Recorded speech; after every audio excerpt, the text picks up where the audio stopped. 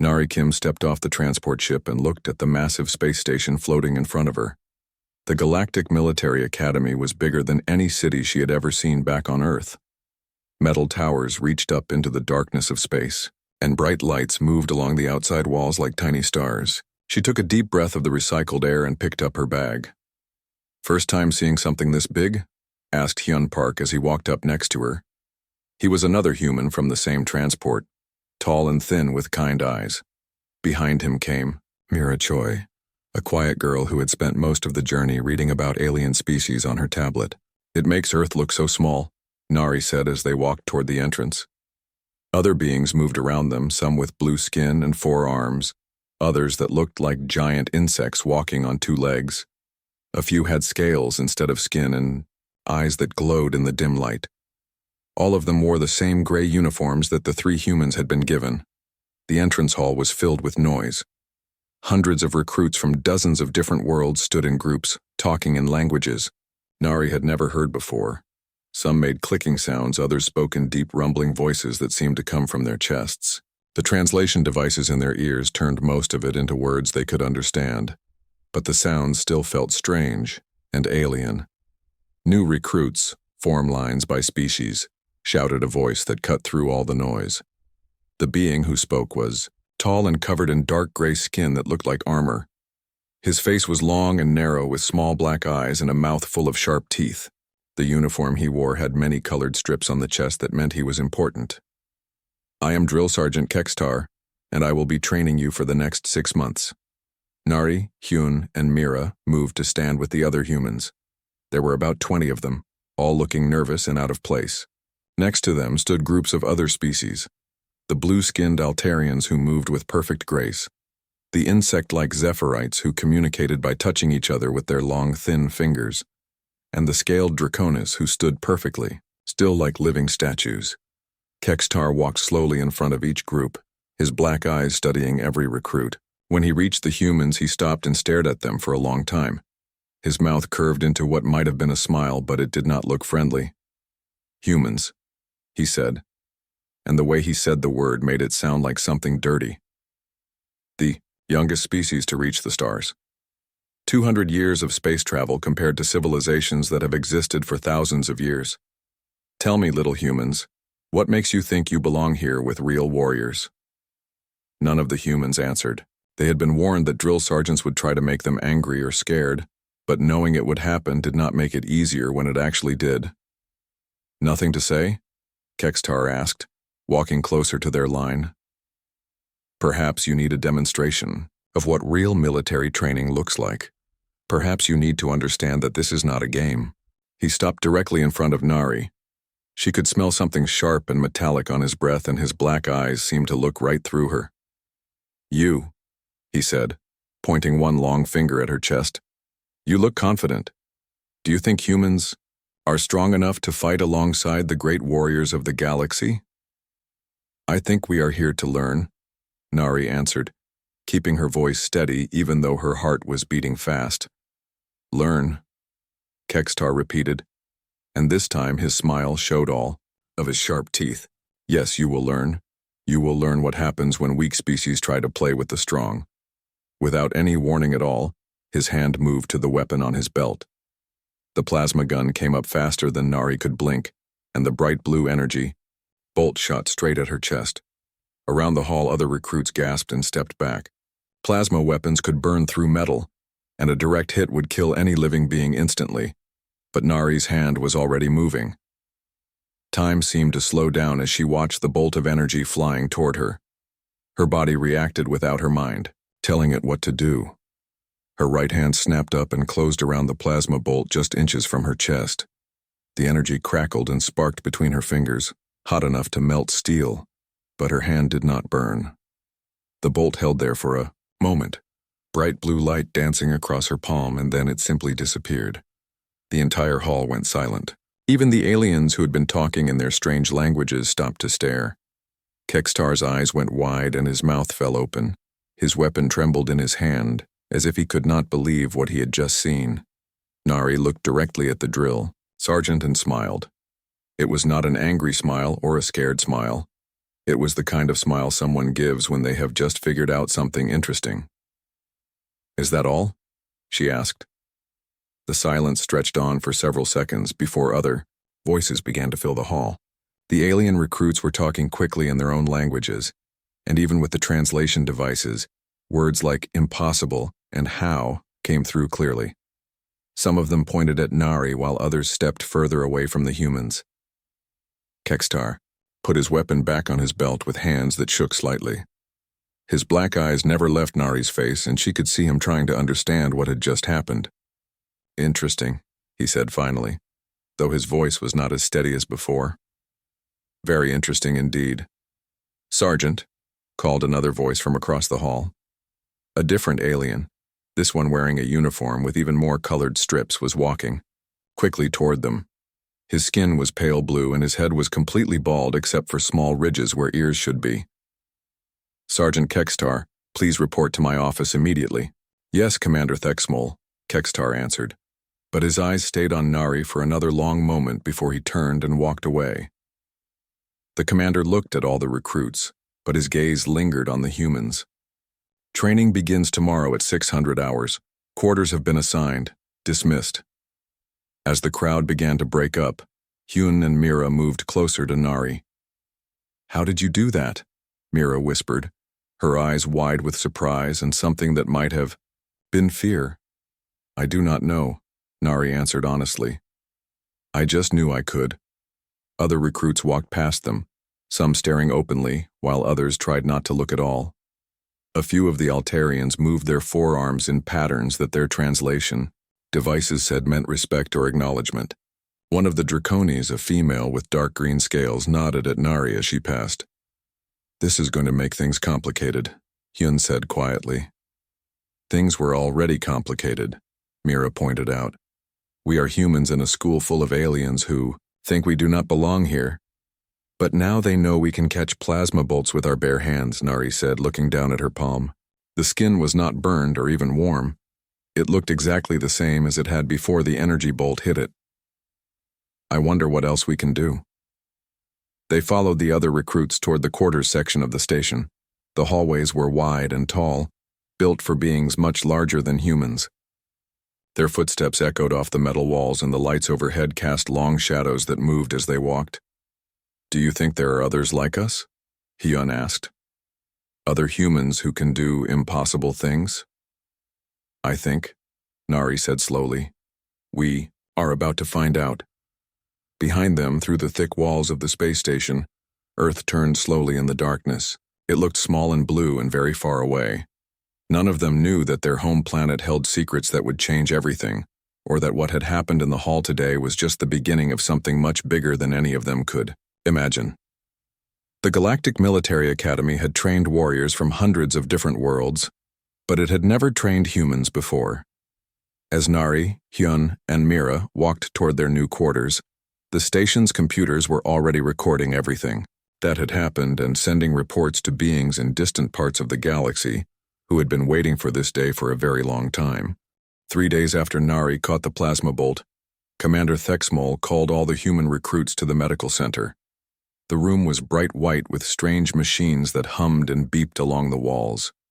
Dr. Zilfin, an insect-like being with 6 arms and large compound eyes, waited for them with several assistants. "We need to run some tests," the doctor said through the translation device. Her voice sounded like clicking and buzzing, but the words came through clearly. "Nothing painful, just scans to understand your biology better." Nari lay still on the examination table while blue light moved up and down her body. The machine made soft whirring sounds and showed pictures of her bones and organs on a screen nearby. Dr. Zilfin's compound eyes moved independently as she studied the results, and her assistants wrote notes on their tablets. "Fascinating," the doctor muttered. "Neural pathways are completely different from standard humanoid species. Brain activity is off the charts in regions we do not usually see active during rest periods." Hyun was at the table next to Nari, having his reflexes tested. A small robot moved toward him from different directions, and he had to touch it before it reached him. At first it moved slowly, but then it got faster and faster. Soon the robot was moving so quickly it was just a blur. but Hyun's hand was always there to stop it before it could touch him. "How are you doing that?" asked one of the assistants, a blue-skinned Altarian with 4 arms. "The robot is moving faster than most beings can even see. I can tell where it is going before it gets there," Hyun said, still touching the robot each time it tried to reach him. "It is like watching someone throw a ball. You know where it will land before it gets there."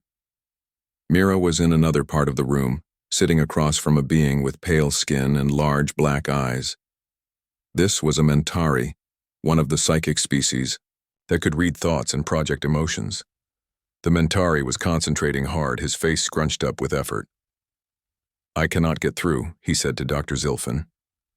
"There is something blocking me, not shields like other species use, but something else, something that turns my psychic energy back on itself." "Interesting," Dr. Zilfin said, making more notes. "Try projecting fear." The Mentari closed his eyes and concentrated again.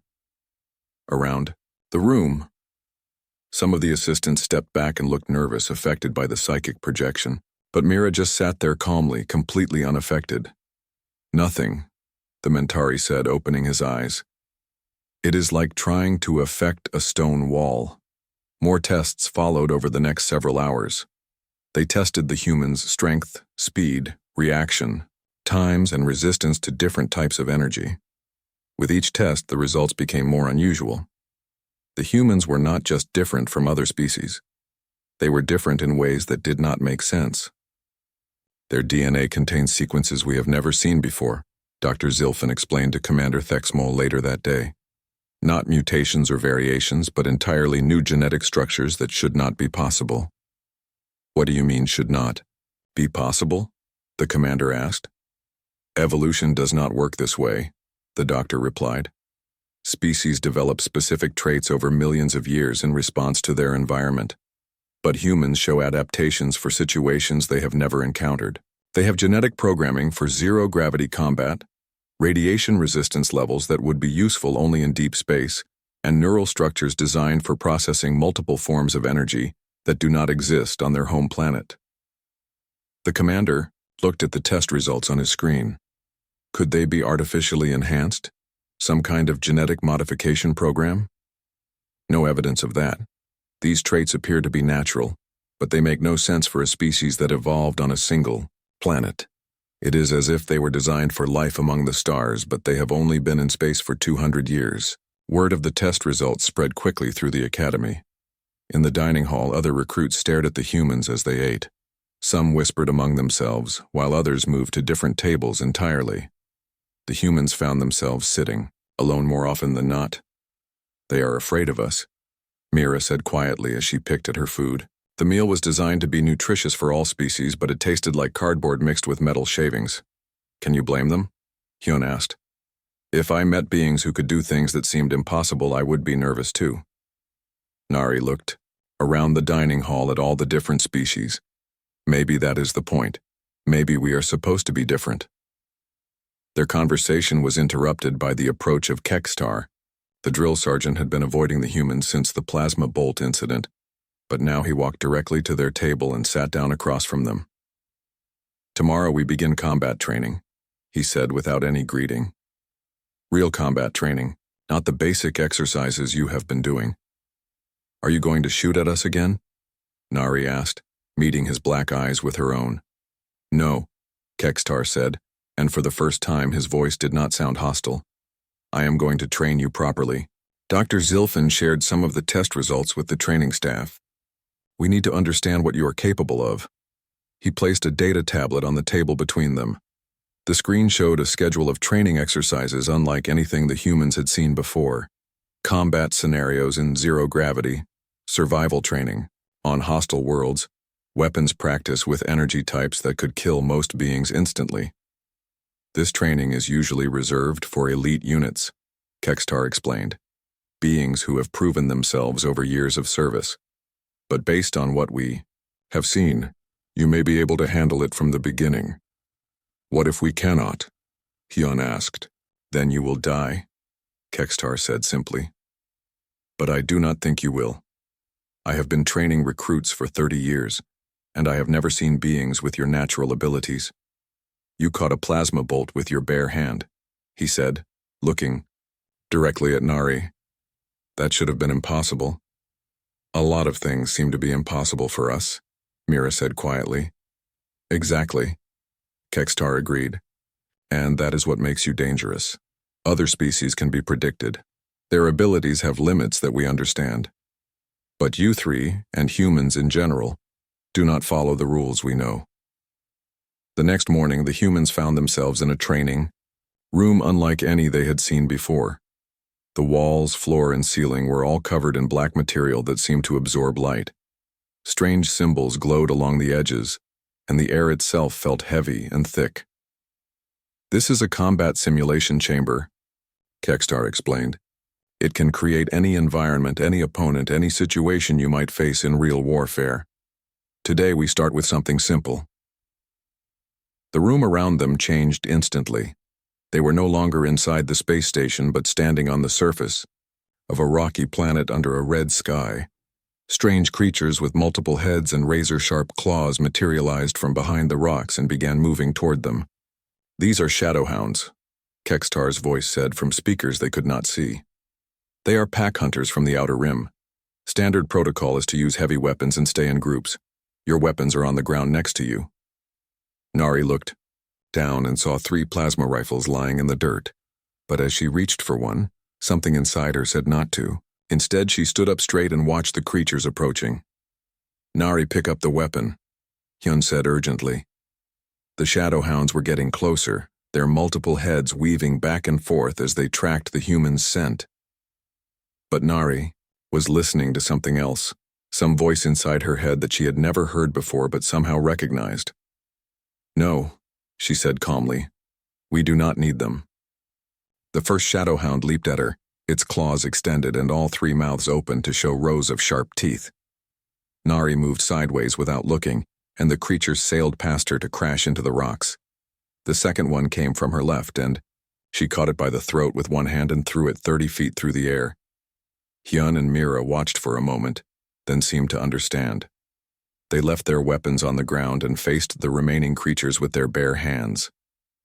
Hyun moved like he was dancing, always one step ahead of the shadowhound's attacks. Mira stood perfectly still until the last possible moment, then struck out with movements too fast to follow. In less than 5 minutes, all the creatures were defeated. The 3 humans stood in the middle of the simulated battlefield, not even breathing hard. The simulation disappeared and they were back in the black training room.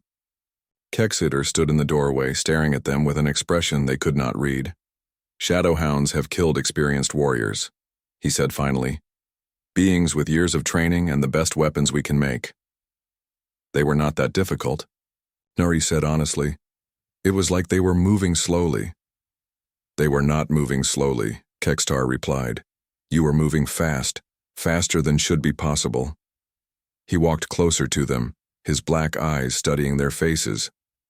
I have a question for you 3. How long have humans been in space? About 200 years, Hyun answered. And before that, you never left your home planet? No, we did not have the technology. Kextar was quiet for a long moment. Then how do you know how to fight in zero gravity? How do you have instincts for combat scenarios that exist only in deep space? How are your bodies adapted for things you have never experienced? The humans looked at each other, but none of them had an answer. There is something about your species that does not add up, Kextar said, and I intend to find out what it is. 2 weeks later, Nari stood on the bridge of a military transport ship, looking down at the planet below. Katal 7 was known throughout the galaxy as one of the most dangerous worlds ever discovered. Its surface was covered in active volcanoes that shot molten rock thousands of feet into the air, and the atmosphere was filled with toxic gases that could kill most species in minutes. This is where elite Vorthak warriors come to prove themselves, Kextar said as he joined her at the observation window. Most do not survive the first day. We are sending you down for a full week. Behind them, Hyun and Mira were checking their survival gear with the other human recruits. Word about their abilities had spread, and now all 20 humans from Earth were being put through the most extreme training the Academy had ever attempted. What are we supposed to do down there? Asked Jin Lee, one of the newer human recruits. He was young and nervous, and his hands shook slightly as he held his equipment pack. "Survive," Kextar answered simply. "There are supply drops scattered across the continent, but you will have to find them yourselves. The volcanic activity makes electronic equipment unreliable, so you will have no communication with the ship and no way to call for help." Dr. Zilfin appeared beside them, her 6 arms carrying various medical devices. "We will monitor your life signs from orbit," she said. "If any of you die, we will know immediately." "That is comforting," Mira said dryly. The transport ship shuddered as they entered the planet's atmosphere. Through the windows, they could see streams of lava flowing down the mountainsides like glowing rivers. The air itself seemed to shimmer with heat, and the ground below was cracked and broken from constant seismic activity.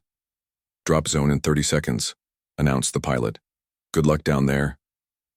Nari felt something strange happening inside her head as they got closer to the surface.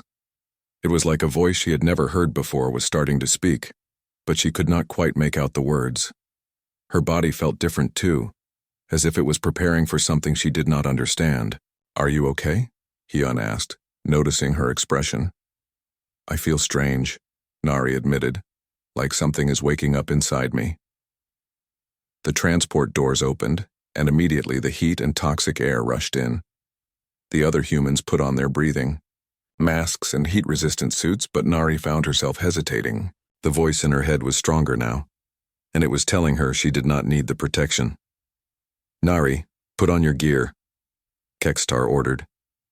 Instead, she took a deep breath of the toxic atmosphere. It should have burned her lungs and killed her within seconds, but instead it felt clean and refreshing. She removed her heat suit and stepped toward the open door in just her regular uniform. "What are you doing?" Jin Lee shouted. "You will die." But Nari was already jumping from the transport. She fell through the poisonous air toward the volcanic surface below, and as she fell, time seemed to slow down around her. She could see every detail of the landscape beneath her, could predict exactly where each piece of flying lava would be, could sense the safest place to land even though the ground was constantly shifting and moving.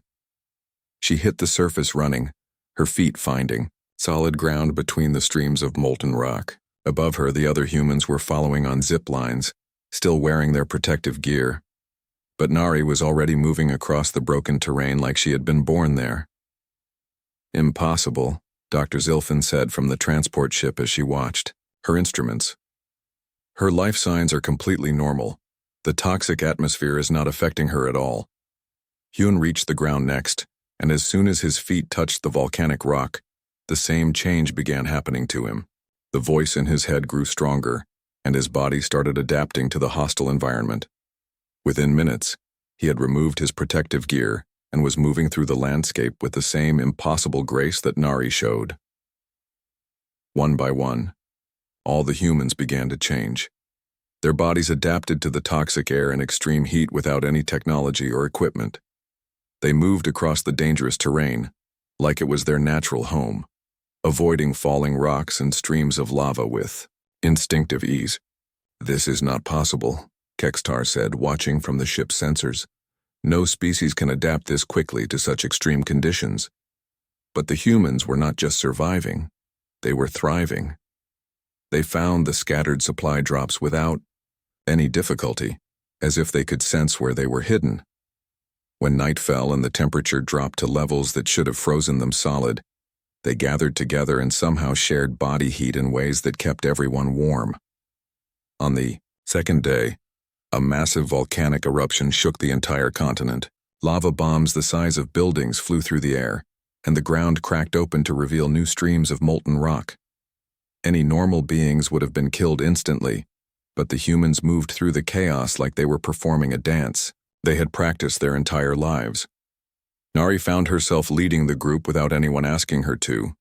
She could sense the safest paths through the destruction, could predict where the next eruptions would happen, could guide her fellow humans to safety through abilities she did not understand but somehow trusted completely. "How do you know where to go?"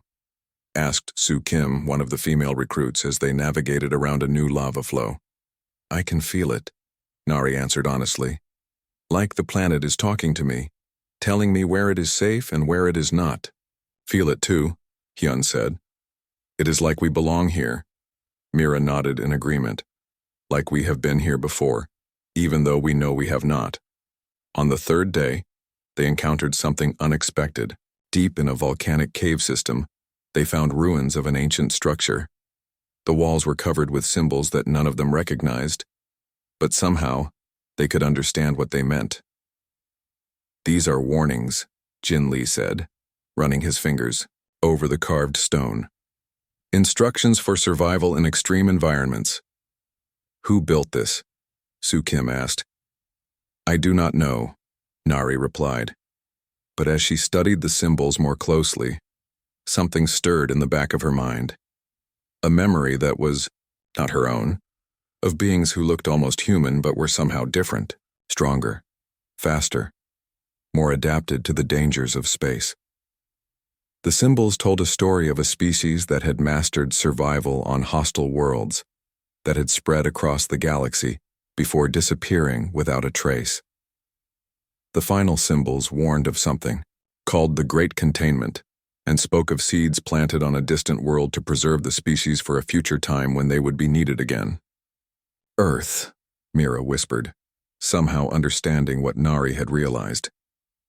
They are talking about Earth. Back on the transport ship, Dr. Zilfin was having an emergency conference with Commander Thexmol. The medical readings from the humans below were unlike anything in their databases. Their genetic structure is changing in real time, she explained, her compound eyes reflecting the light from her instruments. Not mutating or adapting slowly over generations, but actually rewriting itself to match the environment they are in. That is impossible, Commander Thexmol said. I thought so too, but the evidence is clear. Whatever humans are, they are not what we thought they were. They are not a young species learning to survive in space. They are something else entirely. On the planet's surface, the humans had emerged from the cave system and were making their way toward the final supply drop. But they no longer needed the supplies. Their bodies had adapted completely to the hostile environment, and they moved through the volcanic landscape like it was their natural home. I think we should tell them what we found in the caves, Hyun said as they walked. Tell who? Nari asked. Kekstar, Dr. Zilfin, the Academy. They think they know what humans are, but they do not, and I think they need to know the truth. Mira was quiet for a moment. What if the truth is dangerous? What if there is a reason humans were kept on Earth for so long? Then we need to know that too, Nari said. Whatever we are, whatever we were, we cannot change it, but we can decide what we do with it. The week on Katal 7 ended with all 20 humans alive and healthy. When the transport ship came to pick them up, they no longer needed any protective gear. They breathed the toxic atmosphere like it was pure oxygen, and walked on the molten rock like it was solid ground. Kekstar met them at the transport doors, and for the first time since they had arrived at the academy, he looked genuinely worried. What happened down there? He asked. We remembered, Nari said simply. Remembered what? Who we used to be? As the transport ship left the volcanic planet behind and headed back toward the academy, none of them knew that their performance had triggered automatic alerts and computer systems scattered across the galaxy. Ancient programs that had been sleeping for thousands of years were starting to wake up, and beings in distant worlds were beginning to ask questions about the species they had thought was safely contained on a small blue planet at the edge of civilized space. The tests on Katal 7 had been designed to find the limits of human ability. Instead, they had proven that humans might not have any limits at all, and that realization was about to change everything. Dr. Zilfin had not slept in 3 days. She sat in her laboratory surrounded by data screens and ancient texts, trying to understand what the humans really were. The test results from Katal 7 had forced her to dig deeper into the galactic archives, and what she was finding made her compound eyes ache with strain and worry. Computer, show me all references to species designation human in the restricted archives, she commanded. Access denied, the computer replied. Restricted archives require level 10 security clearance. Dr. Zilfin paused. She only had level 7 clearance, which was supposed to give her access to all biological and medical data in the galaxy. What could be so sensitive about human history that it required higher authorization than military weapons research? She activated her personal communicator and called Commander Thexmol. "Commander, I need higher security clearance to continue my research on the humans." "Denied," came the immediate reply. "Your current clearance is sufficient for medical evaluation, but it is not sufficient for understanding what they are," Dr. Zilfin insisted. "The genetic patterns I am seeing do not match any known evolutionary path. There are sequences in their DNA that reference star systems they have never visited, and environmental adaptations for conditions that do not exist on Earth." There was a long silence before the commander spoke again. "Doctor, some knowledge is restricted for good reasons. Continue your medical evaluations and leave the historical research to others." The communication ended, leaving Dr. Zilfin alone with her questions and her growing suspicion that the humans were more than anyone was admitting. She looked at the data from Catal 7 again and made a decision that would change everything. Late that night, she made her way to the restricted archives section of the academy. The hallways were dark and empty, and her footsteps echoed off the metal walls. Using her medical override codes, she accessed the physical archive terminals that stored the oldest records in the galaxy. "Warning, unauthorized access detected," the computer announced, but Dr. Zilfin had already begun downloading files to her portable storage device. What she found in those ancient records made her legs weak with shock. Humans were not a young species at all. They were one of the oldest spacefaring civilizations in the galaxy, and they had once controlled vast territories across hundreds of star systems.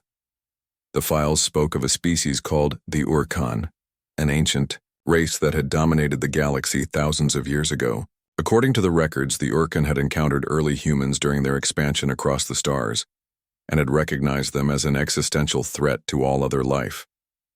Species designation: human, read one file. Status: contained. Threat: level: extinction class. The human species demonstrates unprecedented adaptive capabilities and aggressive expansion patterns. Left unchecked, they will consume all available resources and eliminate competing species through direct conquest or ecological displacement. Dr. Zilfin's hands shook as she read further. The humans of that ancient time had not been the curious, peaceful explorers that the current generation appeared to be. They had been apex predators on a galactic scale, spreading from world to world and adapting to every environment they encountered. Their technology had been based not on complex machinery but on biological enhancement, allowing them to survive in conditions that would kill any other known species. Project Containment Initiated, read another file. Rather than face extinction, the human species will be relocated to a single world in an isolated system. Memory suppression protocols will be implemented to prevent them from remembering their stellar origins. Genetic locks will be installed to limit their adaptive capabilities until such time as they can be safely integrated into galactic civilization. The files detailed how the Urkan had used their advanced technology to transport the entire human population to Earth, wiping their memories and installing genetic blocks that would prevent them from developing their full potential. The planet had been chosen specifically because its isolated location and diverse environments would keep the humans occupied for thousands of years. Every few millennia, the genetic locks begin to fail, one report noted. When this occurs, humans begin to remember their true nature and develop technologies that allow them to leave their containment world. Previous incidents have been managed through indirect intervention, wars, plagues, and natural disasters that reset their civilization and reinforce the containment protocols. Dr. Zilfin realized with growing horror that human history was full of mysterious disasters and setbacks that had prevented them from developing space travel until very recently. Wars that destroyed their most advanced civilizations, plagues that killed their greatest minds, natural disasters that set back their technological progress by centuries. But the current breakout was different. The genetic locks were failing faster than ever before, and humans were developing abilities that the containment system could not suppress.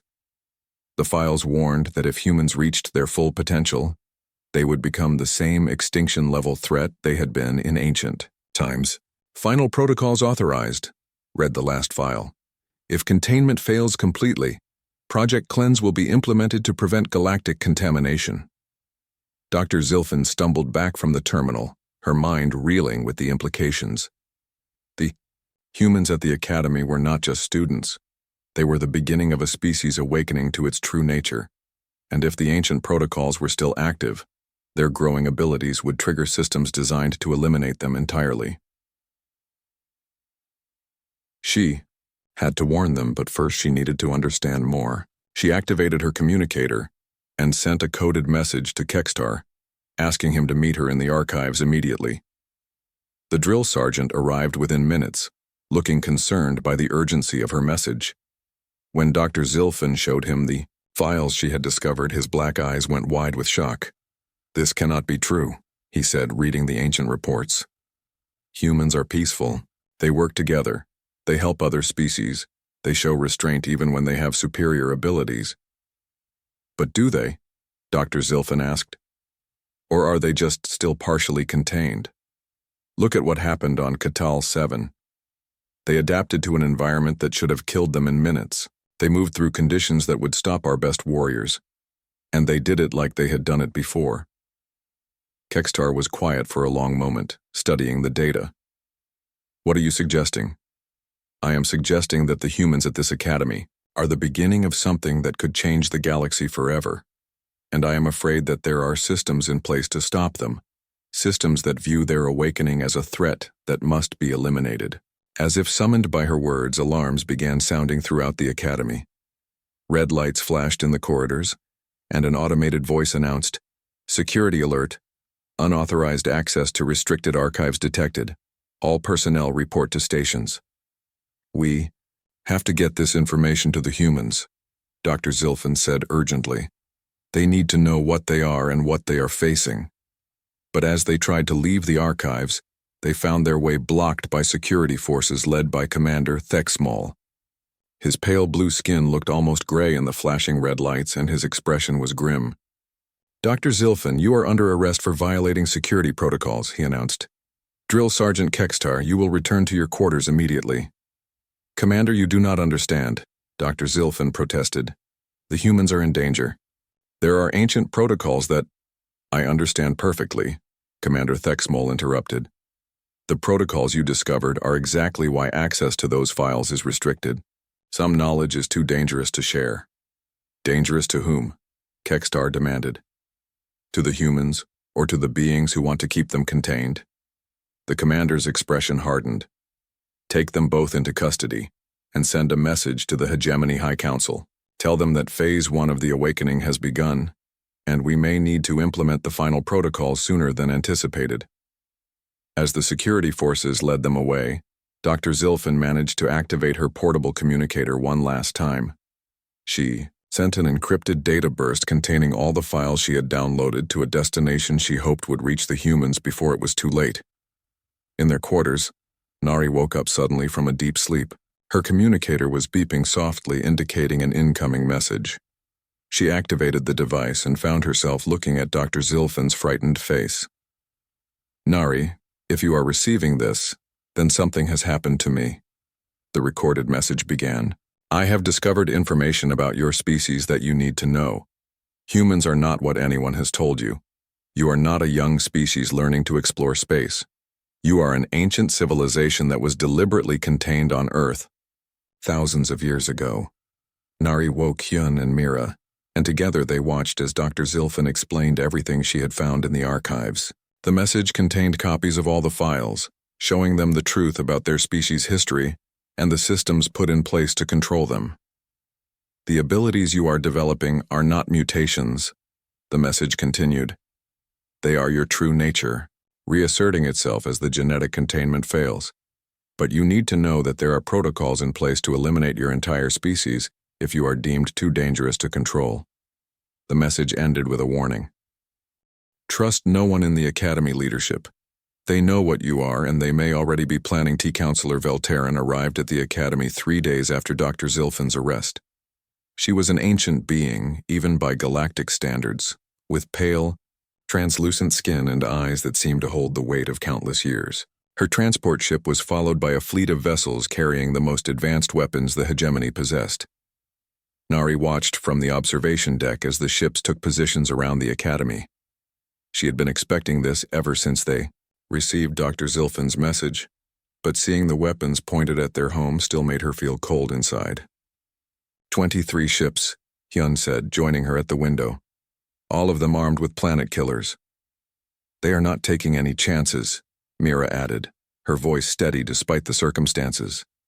Around them, the other human recruits were gathering. Word about their true nature had spread quickly through their group, and now all 20 of them stood together, watching the fleet that had come to decide their fate.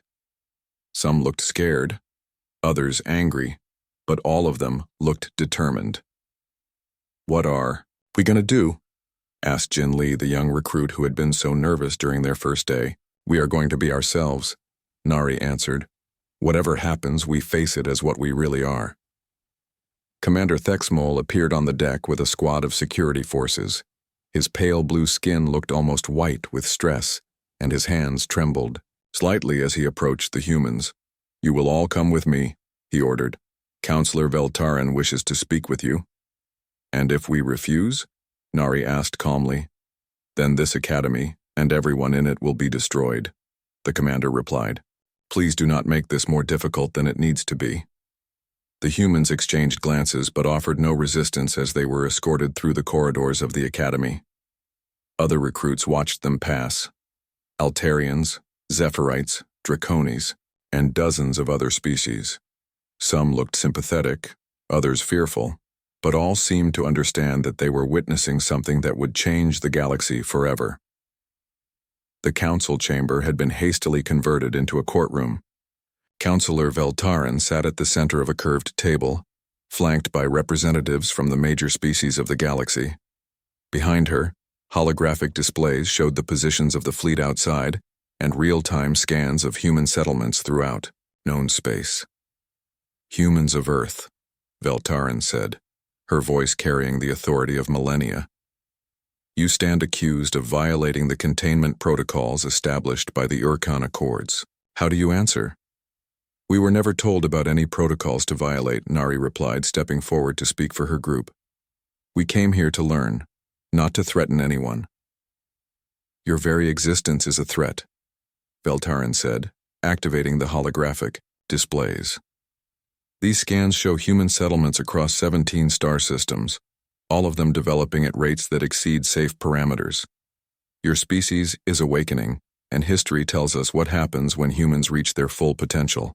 The displays showed images of ancient worlds, planets that had once been lush and populated but were now barren wastelands. "These are the worlds your ancestors consumed during their first expansion. Entire ecosystems stripped bare, competing, species driven to extinction, resources depleted until nothing remained but dead rock. That was not us," Hyun said firmly. "We are not our ancestors." "Are you not?" Veltarin asked. "Watch." New displays activated, showing footage from the Academy's training exercises. The humans watched themselves moving through impossible environments, adapting to lethal conditions, defeating opponents with abilities far beyond what should have been possible for beings their age. "You demonstrate the same adaptive capabilities, the same instinctive understanding of combat and survival, the same resistance to containment measures that made your species so dangerous thousands of years ago," Veltarin continued. "The only difference is that you have not yet reached full awakening, but that process has begun, and it cannot be stopped." "So you plan to kill us all?" Mira asked, her voice carrying no fear, only curiosity. "If necessary," Veltarin replied without hesitation. "The Orkan protocols are clear. If human containment fails and the species begins to approach their original capabilities, they are to be eliminated before they can spread beyond acceptable limits." "And what gives you the right to make that choice for an entire species?" Nari demanded, feeling the voice in her head growing stronger. "The right of survival," Veltarin answered. "Every other species in this galaxy has the right to exist without facing extinction at human hands. Your ancestors proved that humans and galactic civilization cannot coexist peacefully. But what if we prove them wrong?" The question came from an unexpected source. Kextar stepped into the chamber flanked by Dr. Zilfin and a group of academy instructors from various species. They had apparently escaped custody and made their way to the hearing. "Drill Sergeant, you were ordered to remain in quarters," Commander Thexmal said angrily. "I was ordered by someone who has forgotten what this academy is supposed to teach," Kextar replied. "We train warriors here, but we also teach them to make choices. The humans have shown us something we did not expect. They have the power to choose a different path than their ancestors." He walked to the center of the chamber, placing himself between the humans and Veltarin. "I have trained recruits from hundreds of species over 30 years. I know what aggressive expansion looks like, and I know what cooperation looks like. These humans could have overpowered our security forces at any time. They could have taken control of this academy with their abilities. Instead, they chose to follow orders, help their fellow recruits, and learn to work with other species. Their restraint is only temporary," Veltarin argued. "As they awaken further, their true nature will emerge." "Then let us test that theory," Nari said suddenly. "You want to know what we will choose when we reach full awakening? Let us show you." She stepped forward, and as she moved, something fundamental changed about her presence. The voice in her head was no longer separate from her own thoughts. It had become part of who she was. The genetic locks that had contained her species for millennia finally broke completely, and she felt herself becoming what humans were meant to be. The change was visible to everyone in the chamber. Nari seemed to grow taller without actually getting bigger, and her eyes began to glow with an inner light. Energy crackled around her hands, and the air itself seemed to respond to her will. "This is what you fear," she said, her voice carrying harmonics that had not been there before. "A human at full awakening with all the power our species once possessed." The security forces raised their weapons, but Nari made no aggressive moves. Instead, she reached out with abilities that transcended physical laws and touched the minds of everyone present, not to control them, but to share something with them, a vision of what humanity could become. In that vision, they saw humans spreading across the galaxy not as conquerors, but as gardeners. They saw dead worlds brought back to life, dying species saved from extinction, and conflicts resolved through understanding rather than force. They saw the same adaptive abilities that had once made humans dangerous being used to heal instead of harm. "We remember who we were," Nari said as the vision faded. "But we choose who we will become. We have learned from thousands of years on Earth that cooperation is stronger than conquest, that diversity creates more beauty than uniformity, and that power without restraint leads only to emptiness." She looked directly at Veltarin. "You can destroy us if you choose. Your weapons are certainly capable of it. But before you do, ask yourself this. What will the galaxy become if you eliminate the one species that has learned to choose growth over domination?" The chamber was silent for a long moment. Then Dr. Zilfin stepped forward with her research data. "Counselor, I have been studying human physiology since they arrived here. Their genetic structure includes safeguards that did not exist in their ancestors. Biological programming that actually prevents them from causing the kind of ecological damage their forebears created. Furthermore," added Kextar, "their pack-bonding instincts have evolved to include other species. They do not see aliens as competitors to be eliminated, but as partners to be protected." Other voices began to join the discussion. Instructors from different species spoke about their observations of human behavior. Fellow recruits shared stories of humans risking their lives to help beings they barely knew. Even some of the council members began to look uncertain about the decision they had come to make. Finally, Veltarin stood and walked to face Nari directly. "You ask us to take an enormous risk based on the behavior of 20 individuals. How can we be certain that all humans will make the same choices you have made?" "You cannot," Nari admitted. "Just as we cannot be certain that all members of your species or any other will always choose cooperation over conflict. But we can promise you this. If you give us a chance, we will spend every day proving that trust was justified." Veltarin studied Nari's glowing eyes for what felt like an eternity. Behind her, the holographic display still showed the positions of the fleet outside, weapons charged and ready to carry out the final protocols. One word from her could end humanity's second chance at the stars. The Orcan made their choice out of fear, she said finally. They saw what